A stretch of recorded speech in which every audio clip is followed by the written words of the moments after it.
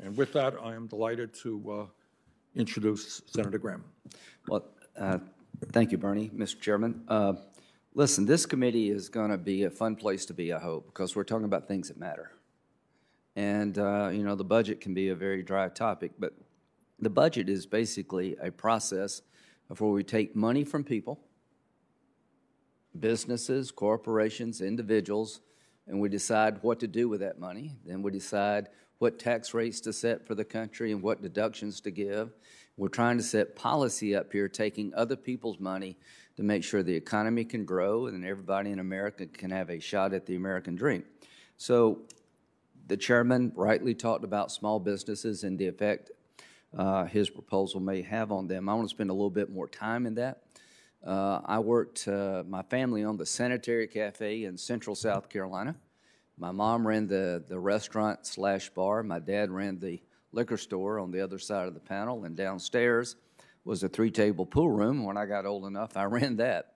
We hired 1 or 2 people, depending on how business was. We were by no means rich, but owning your own business has a certain pleasure to it. And one thing I remember, Mr. Chairman, is that you can't get sick. If you actually own a small business and you don't open up, you don't get paid. I've seen my mom and dad go to work dog sick because if they didn't open up, they didn't get paid. And every time there was a cost of doing business, it had to be absorbed. And there's only so much you can pass on to the customer. Inflation is going to be an increasing problem in this country. So I want the American people to understand that there's a consequence to spending all this money. There's a consequence to flooding the zone with money. And when you start imposing cost into the economy, it will eventually be passed on to you because people are in business to make a profit. Now, Walmart. The theory of the case that the chairman espouses is that the CEO of Walmart could make $20 million, not $22, and they could absorb an increase in minimum wage and not give stock dividends, not pay their top people so much, and they just choose not to do that.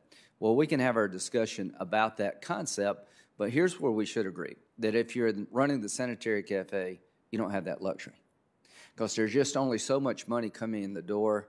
And if you have to double the cost of paying a worker, you're probably not going to hire anybody else.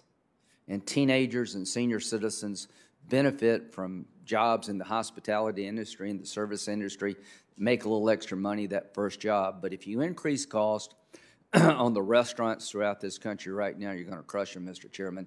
In South Carolina, it's anticipated that 50% of the restaurants that have been hit by COVID will never come back. The state government and local government are mandating reduced seating because of COVID. They're mandating increased cost of doing business, and restaurants are struggling to stay alive. The PPP loans have been helpful, but they're not going to be around forever. And the bottom line, Mr. Chairman, is if we impose a new mandate on the expense side combined with mandates to reduce revenue, we're going to crush these people. You have been championing this idea for a long time. I would just urge you that during the COVID crisis, the last thing the federal government should be doing is doubling the cost of doing businesses for small businesses in the hospitality service industry that are barely making it to begin with. And this has got nothing to do with COVID. It's in the COVID package. So I hope that you will understand that the 1.4 million jobs that CBO anticipates to be lost are going to come from people at the lower end. The Walmart guy's not going to lose his job. Who's going to lose his job? Some teenager or senior citizen who's able to get a little extra money and start building a resume. So my belief is there will be a time to look at increasing the minimum wage. That during the COVID crisis, this is the worst possible time to increase mandates on small businesses because they're barely making it to begin with. And I look forward to working with you about how could we, in a responsible way, increase the minimum wage. But right now is not the time, in my view.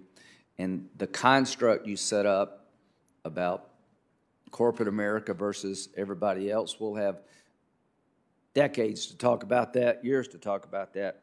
I would just implore you to think of what we're doing at a time of restaurants and hotels barely hanging on because of the restrictions on travel, the golf industry in Myrtle Beach has been hit hard because people can't come and go like they used to, is that now is not the time to do this. And I would just ask my Democratic colleagues to think long and hard about what you're doing. Because at a time when business is barely making it, if this ever became law, we would crush them. And people work too hard, too long, too many hours, too many worrisome conversations to keep their business alive for the federal government to come in and crush them. And that's what this would do. Thank you. Thank you very much, Lindsey.